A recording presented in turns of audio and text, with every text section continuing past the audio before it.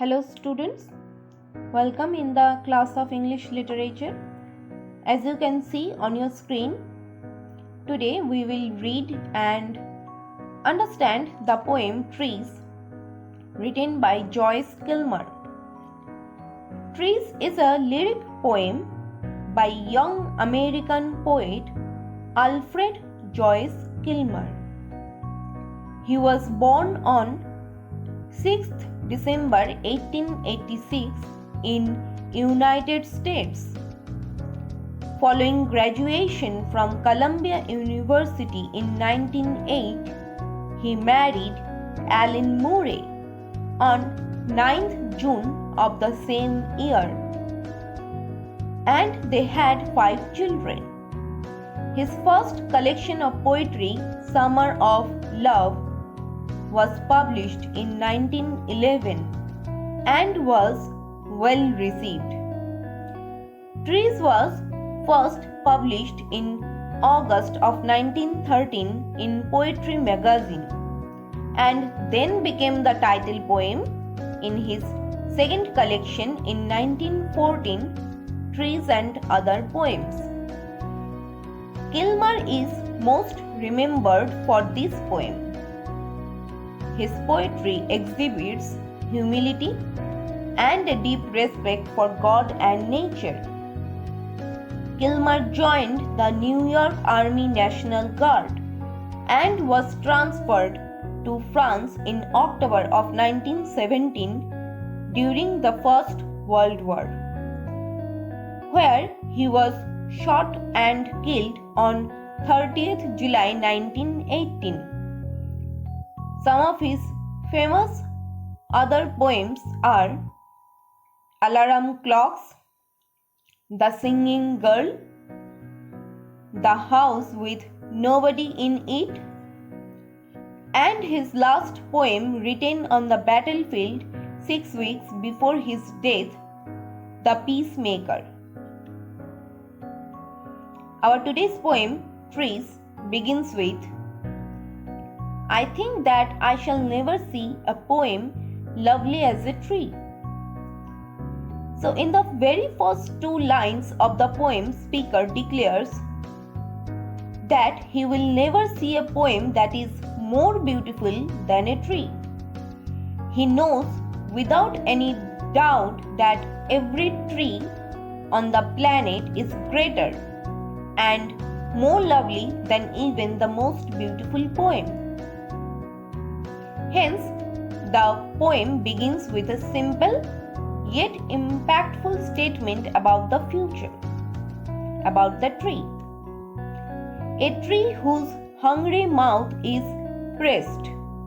The meaning of this line is that tree is attached with the earth with the help of its roots against the earth's sweet flowing breast.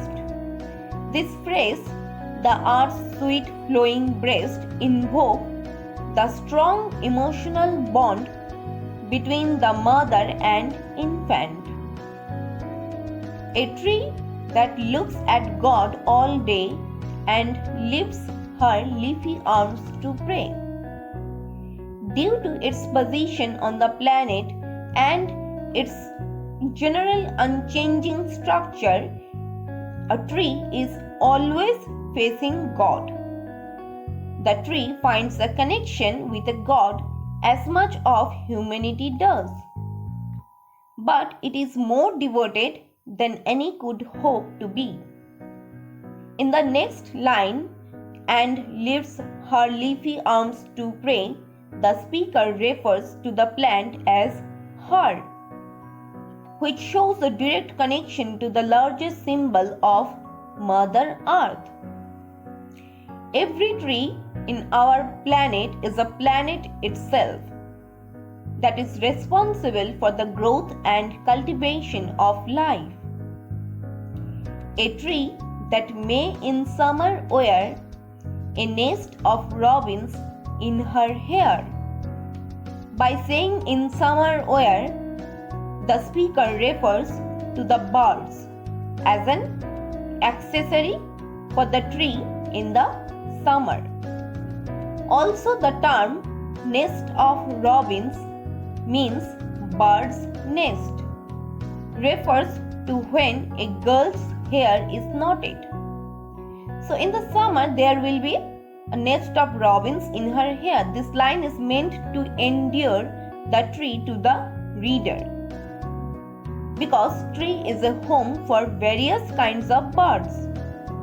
Here, her hair refers the branches and the leaves near the top of a tree, upon whose bosom snow has lain, who intimately lives with the rain. The tree has become quite specific at this point. The poet talks how a tree is a living thing that drinks from the breast of the earth. The speaker continues to describe the impact of the seasons on the plant. When winter comes, there will be snow on the bosom of the tree. It reinforces the relationship between snow, rain, and tree. She lives intimately with rain just as she does with everything else. That means they live very closely together. Poems are made by fools like me, but only God can make a tree. In the last two lines, poet says that poems cannot match nature. Basically, the poet calls himself a fool in relation to God, which helps the reader feel connected.